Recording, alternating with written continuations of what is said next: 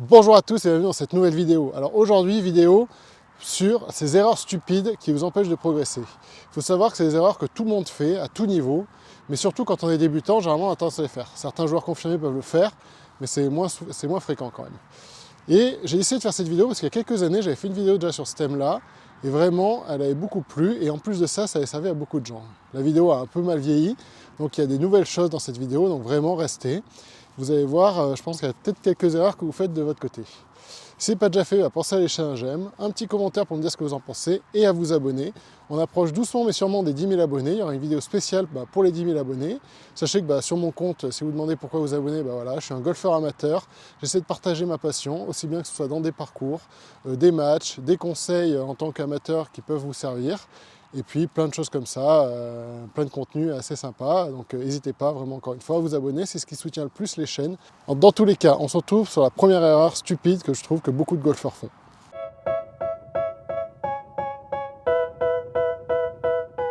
Alors, cette erreur, c'est l'erreur qui m'a donné envie de refaire cette vidéo. Tout simplement parce que dans un de mes match play contre David, je l'ai vu se dropper contre un arbre et ne pas pouvoir remonter son club. Et je me suis dit, mais c'est pas possible.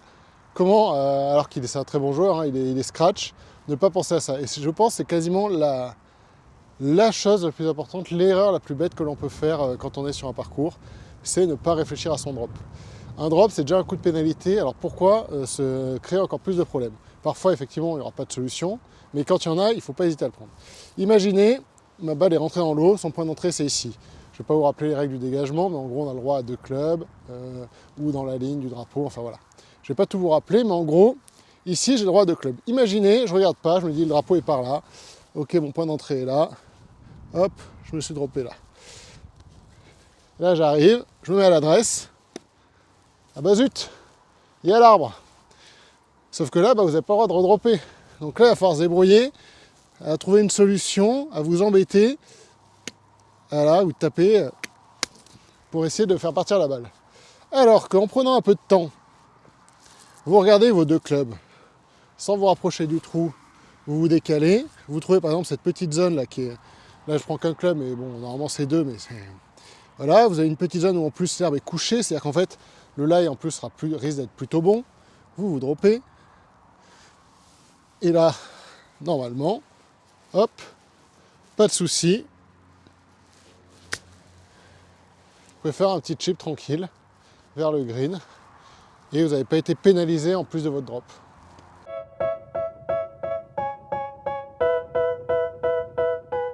Erreur stupide que beaucoup de personnes font, c'est de ne pas regarder les partenaires de jeu petés.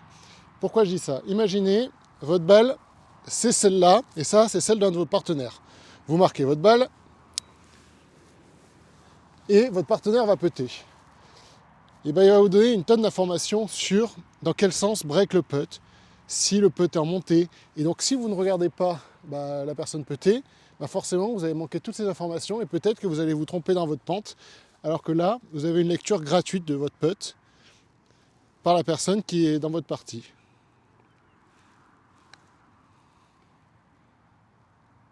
Vous voyez, c'est un putt qui est plutôt droit. Donc quand ça sera à votre tour de jouer, et vous avez déjà un peu la connaissance de vous dire, le putt est assez droit. Théoriquement, je dois pouvoir la rentrer. Ah. Oh purée de pommes de terre, mais c'est pas vrai ça. Ça marche pas à tous les coups malheureusement.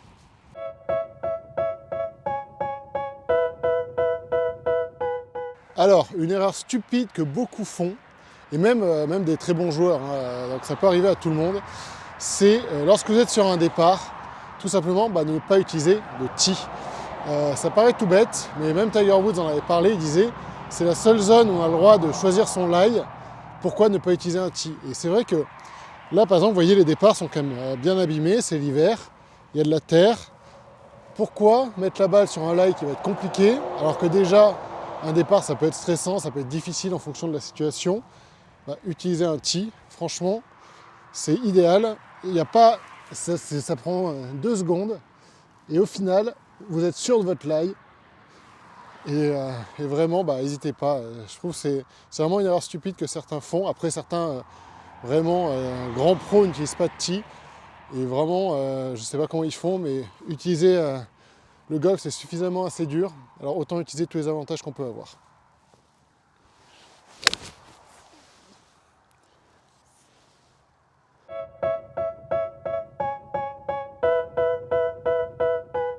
Alors, une erreur stupide que beaucoup font, et ça tous les fitters pourront vous le dire, c'est qu'à chaque fois que quelqu'un passe sur un Trackman ou sur un radar, les gens vont dire « oui, mais c'est pas mes distances, normalement je tape plus loin ».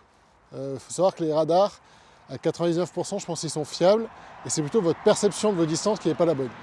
Souvent, on a tendance à penser qu'on tape plus loin, en tout cas qu'on carry plus loin que ce qu'on fait réellement. Et donc là, typiquement, je suis sur un par 3, il y a 125 mètres au drapeau, il y a 115 mètres pour passer l'eau. Si j'écoute mon ego, je vais me dire, avec un pitch, je peux aller jusqu'à 120, il n'y a pas de souci. Sauf que si je commence à réfléchir un peu en me disant, ok, je crois qu'une fois sur 10, mon pitch va à 120 mètres, tout le reste du temps, il va à 110 mètres. Donc s'il va à 110 mètres, il va finir où? Il va finir dans l'eau. Donc dans ce cas-là, l'erreur à ne pas faire, c'est simplement garder ce club-là et se dire, attendez, je ne suis pas de Chambaud, je ne suis pas Rory McIlroy, je ne tape pas hyper fort, donc je vais prendre un club de plus, quitte à ce que je tape hyper bien et soit un peu trop long, c'est pas grave, mais au moins, la balle sera au sec et il n'y a pas de souci.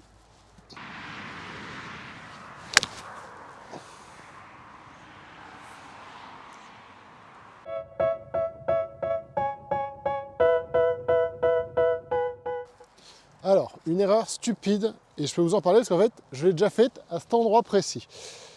C'est, votre mise en jeu est arrivée par exemple trop à droite, et le green est par là-bas, pour info. Et là, je me retrouve, j'ai une forêt face à moi, le lie est horrible, mais je me dis, en vrai, ça passe.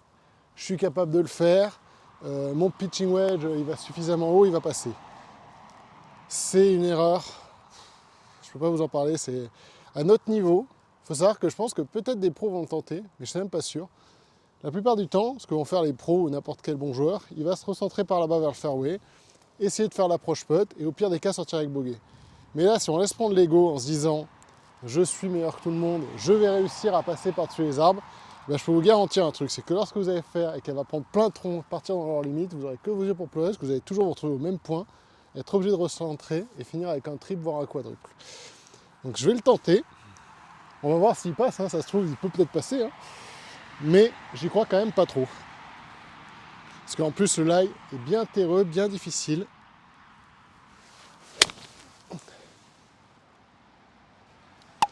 Et voilà, plein tronc. Et elle a fini milieu de fairway. Pour le coup, j'ai de la chance. Alors, elle a kické à droite, elle était dans le hors limite. Elle a kické à gauche sur le tronc, elle est arrivée sur le fairway, mais encore une fois, c'est pas une bonne stratégie.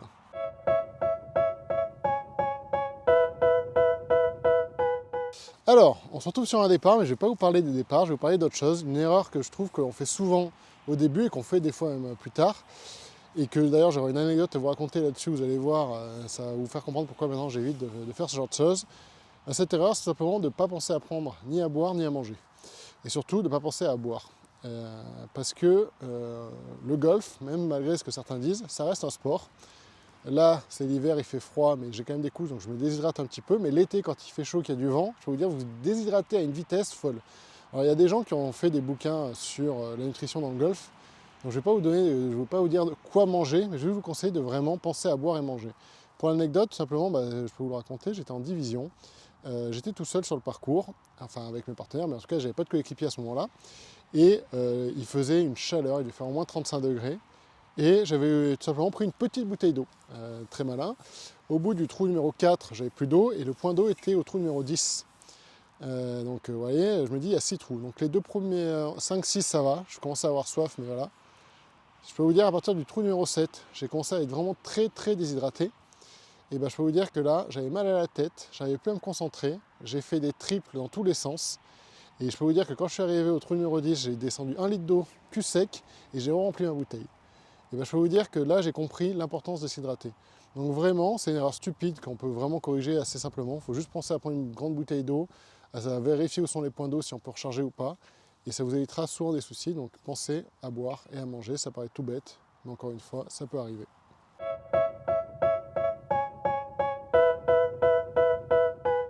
Alors, une erreur stupide que l'on peut faire assez régulièrement, Et ça arrive à tout le monde. Après, avec l'habitude, en fait, plus on joue au golf, plus on aura l'habitude des distances. Mais surtout quand on est débutant, on a tendance à pas être bien capable de juger une distance à l'œil.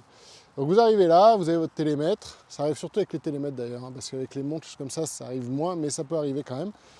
Vous visez. Ok, donc 109. Bon, ça me paraît un peu loin, mais je vais jouer pour 109. Donc 109 pour moi, c'est un demi-pitch. Hop, je prends mon pitch et c'est parti. Donc un demi-pitch, 109 mètres.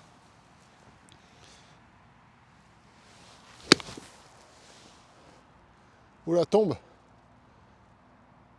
Ah bah je comprends pas, elle est longue. Bah ouais, parce que tout simplement, au lieu de prendre le drapeau, j'ai pris l'arbre qui est derrière. Le drapeau, j'ai pris, il était en fait à 80 mètres et j'ai joué 109.